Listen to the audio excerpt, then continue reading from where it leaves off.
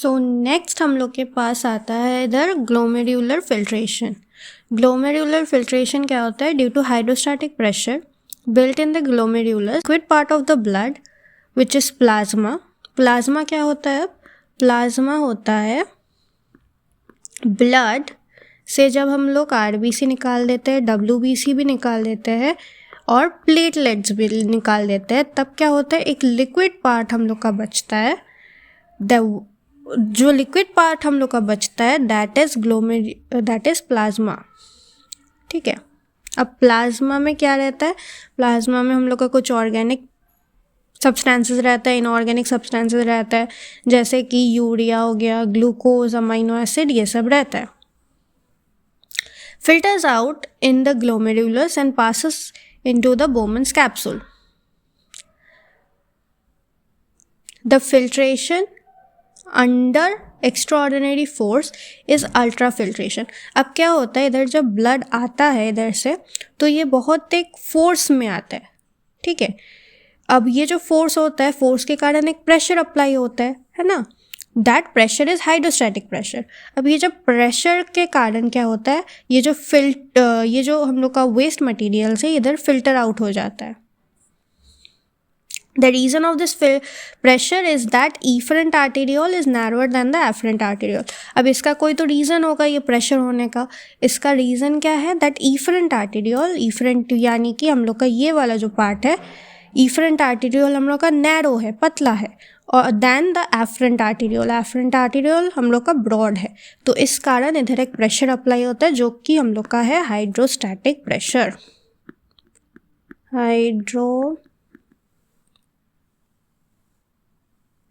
Static pressure, second point हो गया। अब ये जो ग्लोमेरुलर हाइड्रोस्टैटिक प्रेशर होता है, ये कितना होता है?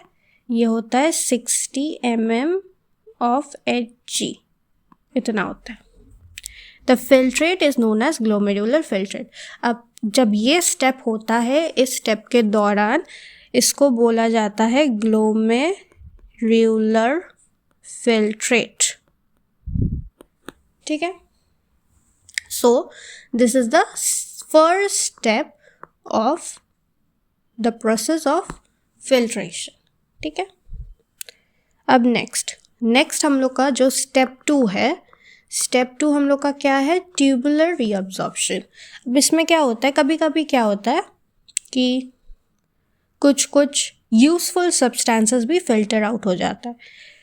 तो हम लोग उस टाइम क्या होता है, ये स्टेप में वो जो यूजफुल सब्सटेंसेस जो फिल्टर आउट हो गया था इन स्टेप 1, उसको वापस से रीअब्जॉर्ब किया जाता है। ठीक है, द ग्लोमेरुलर फिल्ट्रेट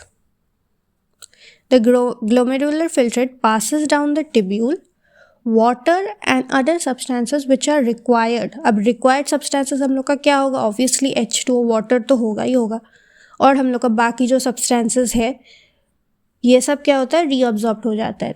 अभी इसको क्या बोला जाता है? सिलेक्टिव रीअब्जॉर्प्शन या फिर ट्यूबुलर रीअब्जॉर्प्शन, कुछ भी।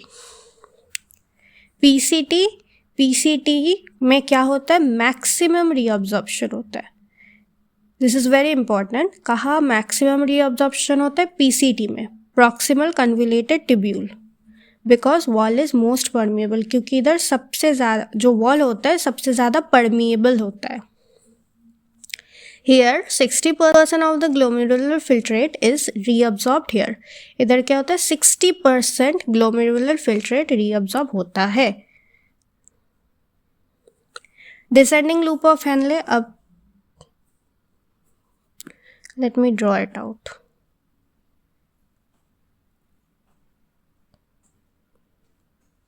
ऐसा है, ठीक है।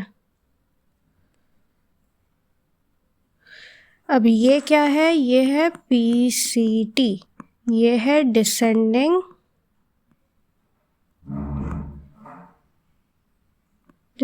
LOH, loop of Henle. ये है असेंडिंग LOH, और ये है DCT, और ये है CT, कलेक्टिंग डक्ट। अब इसमें PCT में जो है इधर मैक्सिमम रीअब्जॉर्प्शन होता है, तो फिर मैक्सिमम रीअब्जॉर्प्शन नीचे क्या है, डिसेंडिंग लिम्ब ऑफ एनले। इधर क्या होता है, डिसेंडिंग लिम्ब जो है this is only permeable to water and impermeable to salt. मतलब इधर क्या होता है, डिसेंडिंग लूप ऑफ एनले से हम लोग का H2O बाहर निकल जाता है, H2O बाहर निकल जाता है। उसके बाद ascending limb of Henle, it is permeable to salt and here minimum reabsorption occurs. इधर यह है परमिएबल टू सॉल्ट, यानी कि सॉल्ट मतलब NaCl, NaCl इधर से बाहर निकल जाता है। एंड हियर मिनिमम रीअब्जॉर्प्शन मतलब सबसे कम रीअब्जॉर्प्शन होता है, यानी मिनिमम होता है, नहीं तो होता ही नहीं है कभी कभार। Urine is 1200, this is very important, focus करो इस पर। देखो यूरिन इज 1200 मिली ऑस्मोल पर लीटर, ठीक है। यूरिन का ऑस्मोलैरिटी कितना है, 1200 मिली ऑस्मोल पर लीटर, और ब्लड का कितना है 300 मिली ऑस्मोल पर लीटर।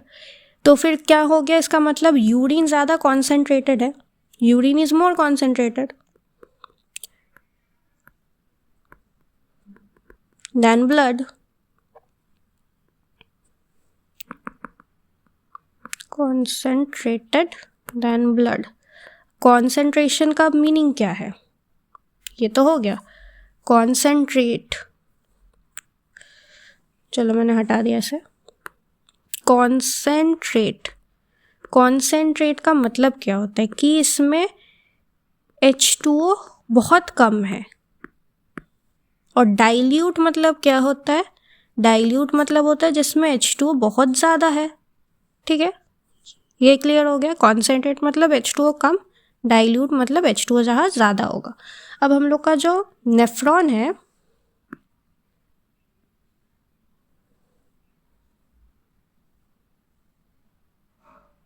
नेफ्रॉन में अब हम लोग को क्या पता चला, नेफ्रॉन में PCT में क्या होता है, PCT में तो मैक्सिमम रीअब्जॉर्प्शन होता है, ये तो हो गया।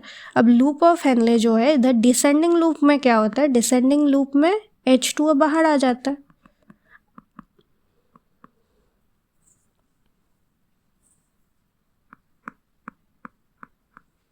H2O बाहर आ जाता है।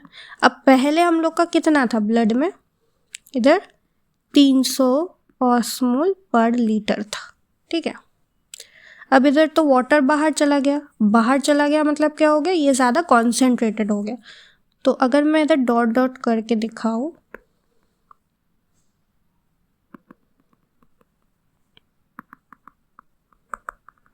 इसका मतलब ये पहले 300 था, उसके बाद वाटर निकला, वैसे ही इधर 400 नहीं 600 हो गया, 600 हो गया, उसके बाद 900 हो गया, उसके बाद बहुत ज़्यादा वाटर निकल के एकदम यूरिन नहीं फिल्ट्रेट, हम लोग इधर फिल्ट्रेट बोलते हैं, जब ये DCT में जाता है तब हम लोग इसको यूरिन बोलते हैं। तो ये क्या हो गया 1200, यानी कि इस टाइम पे जब ये एकदम पॉइंट में है लूप ऑफ हेनले का, तब ये हो गया 1200 ऑस्मोल, यानी कि सबसे ज़्यादा कॉन्सेंट्रेटेड हो गया। अब फिर से इधर NaCl निकलेगा, तो ये फिर से इधर कम हो के फिर से ये 300 बन जाएगा, ठीक है।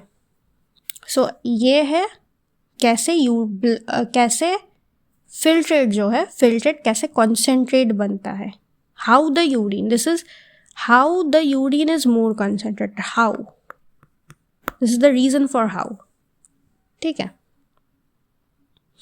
अब नेक्स्ट है हम लोग का ट्यूबुलर सिक्रीशन।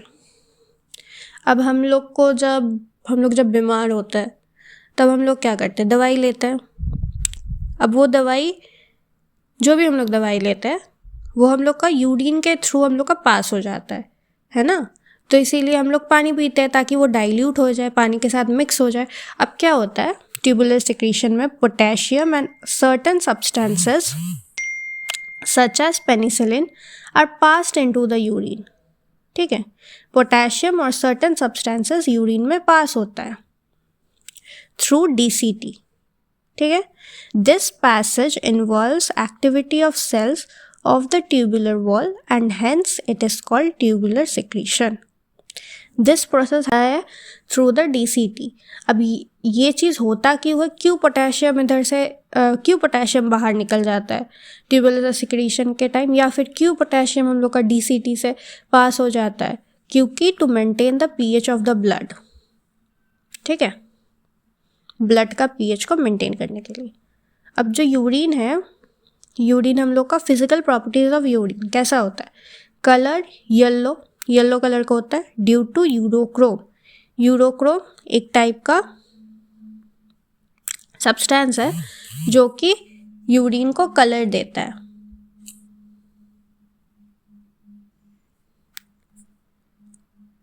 ठीक है, तो फिर यूरोक्रोम क्या हो गया, यूरोक्रोम एक टाइप का केमिकल कंपाउंड हो गया जो हम लोग को यूरिन को कलर देता है। ठीक है, वॉल्यूम कितना होता है यूरिन का, 1 to 1.5 लीटर। हम लोग डिपेंडिंग अपॉन द पर्सन थोड़ा इधर उधर हो सकता है। अगर टी हम लोग ज़्यादा पियेंगे या फिर वाटर ज़्यादा पियेंगे तब क्या होगा, ऑब्वियसली हम लोग का मोर वॉल्यूम हो जाएगा, मोर वॉल्यूम ऑफ यूरिन हम लोग पास करेंगे। यूरिन कैसा होता है, स्लाइटली एसिडिक होता है। एसिडिक मतलब क्या होता है, जो कि लेस देन 7 pH का होता है, दैट इज एसिडिक। क्या होता है, 5 to 8। स्लाइटली एसिडिक क्यों बोला गया, क्योंकि it can also be 5, there is a possibility, इसीलिए स्लाइटली एसिडिक है। ओडर कैसा होता है, फेंट स्मेल, हल्का सा स्मेल हो सकता है due to bacterial activity. Specific gravity 3 to 1.035।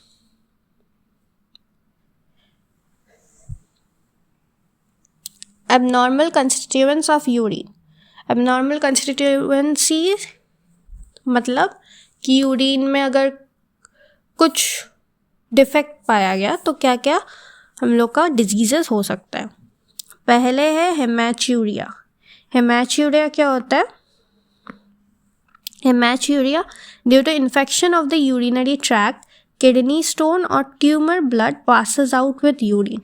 अगर कोई इन्फेक्शन हो जाता है यूरिन ट्रैक्ट में तब क्या होता है, किडनी स्टोन ऐसा टाइप का स्टोन्स जो है यूरिन के साथ साथ पास हो सकता है, मतलब किडनी स्टोन हो जाएगा। और नहीं तो यूरिन के साथ क्या पास हो सकता है, ब्लड में ऑल्सो पास इसमें। ठीक है, नेक्स्ट हो गया ग्लाइकोस्यूरिया। ग्लाइकोस्यूरिया मतलब ग्लाइको मतलब होता है ग्लूकोज, यानी कि यूरिन में जब ग्लूकोज होगा दैट इज ग्लाइकोस्यूरिया। अब यूरिन में ग्लूकोज होना मतलब होता है डायबिटीज़ मेलिटस, यानी कि डायबिटीज़ मेलिटस होने से यूरिन में ग्लूकोज होगा। नेक्स्ट है एल्ब्यूमिन्यूरिया। एल्ब्यूमिन इसका मतलब एल्ब्यूमिन प्रोटीन्स अगर बहुत ज़्यादा हो जाता है यूरिन में तो फिर यूरिन से एल्ब्यूमिन प्रोटीन्स पास करेगा हाई ब्लड प्रेशर के कारण, that is a condition called albuminuria. ठीक है, नेक्स्ट है बाइल पिगमेंट्स, यानी कि जब यूरिन में बाइल पिगमेंट्स होगा तो फिर क्या क्या डिजीजेस हो सकता है, एनीमिया हो सकता है, हेपेटाइटिस यानी कि जॉन्डिस, या फिर लिवर सिरोसिस। दिस 3 कंडीशंस में ऑकर। ठीक है, हेपेटाइटिस या जॉन्डिस ये कौन सा कंडीशन है जहाँ येलो डिस्कलरेशन देखा जाता है स्किन में, येलो डिस्कलरेशन देखा जाएगा स्किन में, दैट इज हेपेटाइटिस। अब नेक्स्ट हम लोग के पास आता है ऑस्मो रेगुलेशन। ऑस्मो रेगुलेशन में क्या होता है, while removing urea from the blood the kidneys also regulate the composition of the blood। अब जब यूरिया को हम लोग ब्लड से रिमूव करते हैं, ब्लड से जब यूरिया को रिमूव करना होता है तब क्या होता है, जो ब्लड का कॉम्पोजिशन है, ब्लड का कॉम्पोजिशन को भी रेगुलेट करना पड़ता है। अब ये जो रेगुलेशन है, ये रेगुलेशन को बोला जाता है वाटर एंड सॉल्ट कॉन्सेंट्रेशन जो है इसको रेगुलेट करते हैं हम लोग, वाटर और सॉल्ट को रेगुलेट करते हैं, यानी कि H2O और NaCl ये दोनों चीज़ को रेगुलेट किया जाता है। इसका मतलब किडनी कब फंक्शन प्रॉपरली होगा, कब किडनी ठीक से फंक्शन करेगा, जब हम लोग प्रॉपरली ड्रिंकिंग करेंगे, ठीक है। जब हम लोग प्रॉपरली वाटर पिएंगे तब हम लोग का किडनीज प्रॉपरली फंक्शन करेगा। In summer we lose a considerable amount of water through perspiration. Summers में हम लोग का स्वेटिंग होता है, समर में क्या होता है, स्वेटिंग होता है। इसके कारण हम लोग को थर्स्ट आता है, वी फील थर्स्टी, जिसके कारण हम लोग को H2O का नीड जो है ज़्यादा होता है, which makes the urine thicker. इसके कारण क्या होता है, यूरिन कॉन्सेंट्रेटेड हो जाता है। यूरिन इसीलिए जितना भी हम लोग H2O पिए, जितना भी H2O हम लोग पिए, पर क्या होगा एट दी एंड, वो तो हम लोग का तो स्वेटिंग होके निकल जा रहा है।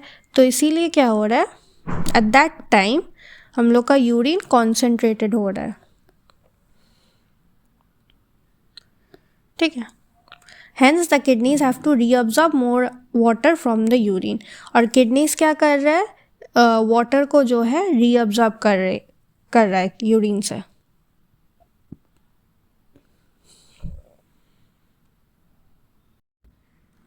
उसके बाद है हम लोग के पास आर्टिफिशियल किडनी। अब जब दोनों किडनी किसी पेशेंट का डैमेज हो जाता है, both the kidneys do not function well, या फिर एक भी जब हम लोग फंक्शन नहीं करते, तब क्या होता है, if one kidney is damaged or removed, the other kidney alone is capable of fulfilling the excretory needs of the patient। तब तो एक किडनी उसको वो कर सकता है, सपोर्ट दे सकता है। पर जब दोनों किडनी खराब हो, दोनों का केस में, तब क्या होता है, the failure of both kidneys lead to death. अब ऑब्वियसली डेथ होने से हम लोग को बचाना पड़ेगा, तब क्या होता है, पेशेंट अंडरगोज डायलिसिस। अब डायलिसिस क्या है, डायलिसिस एक मशीन है, is an artificial kidney in which the patient blood is led from the radial artery through the machine।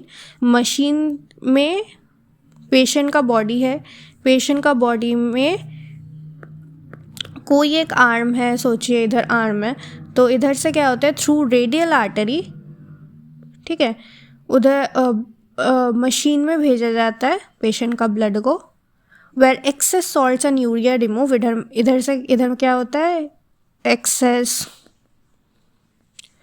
Salt, urea, ये सबको रिमूव कर दिया जाता है, प्यूरिफाई हो जाता है, फिर therefore प्यूरिफिकेशन ऑकर्स। उसके बाद इसको फिर से पेशेंट का बॉडी में रिटर्न किया जाता है। So this is the process of artificial kidney,